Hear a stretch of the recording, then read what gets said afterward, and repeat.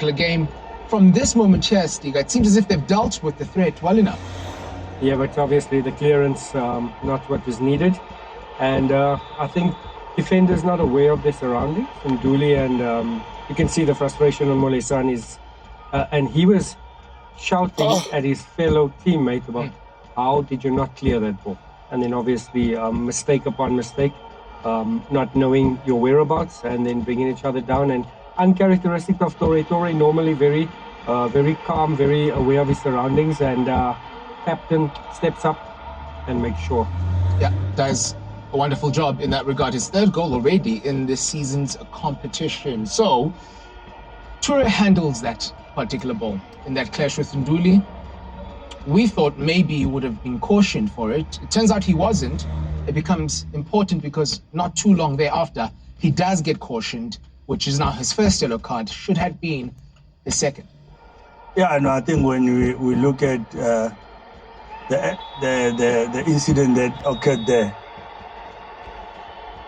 it's supposed to be a red card because there's retaliation from Torre.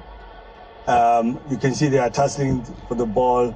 Obviously, Sereno tries to advance, but now when he extends his hand, he hits him in the face. And now he pretends that he's also hurt in the process after he has done all of that, you know.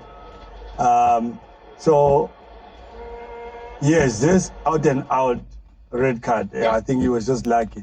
But I think there's one thing we need to clear on the rules around a penalty. Yeah.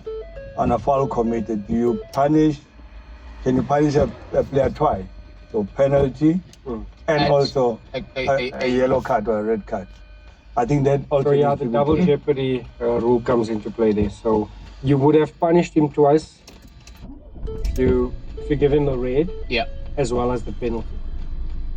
However, a yellow does that still? Yellow is at stake, and then So that's what I'm saying. He should have been on a yellow, and then if you give him the second yellow, then you orders. Okay, again, we'll try and expand on that a bit more at the end of today's proceedings, because still a couple more talking points from that opening 45. Towards the end of that half, it was a wonderful move yet again from Kaizer Chiefs in finding former Stellenbosch player in Ashley Dupree. He does ever so well in setting himself up here. Yeah, I think here Molesani found ball watching, but a bit of a trickery there from Dupree. Yeah. Just to evade Molesani, gets on his weaker foot, gets a good shot on target, a good save there by Sage Stevens. Yeah, Sage Stevens making sure it remains a single goal to nil. But as far as the attacking side is concerned, we haven't seen nearly enough of this from Stellenbosch, Stiga. Those little forays into the attacking box, one or two from Butaka here, the closest that they've got. Yeah, and the stats painting a clear picture for Stellenbosch. No shot on target. Yeah. We did say in the build-up that Stellenbosch on their day can cause problems. Clearly today is not their day. They're a little bit unstuck there, but possibly a change is imminent in terms of formation, in terms of personnel. They certainly have the options on the bench, but it's been a Stellenbosch that's had a stuttering start here, not really troubling Kaizer Chiefs.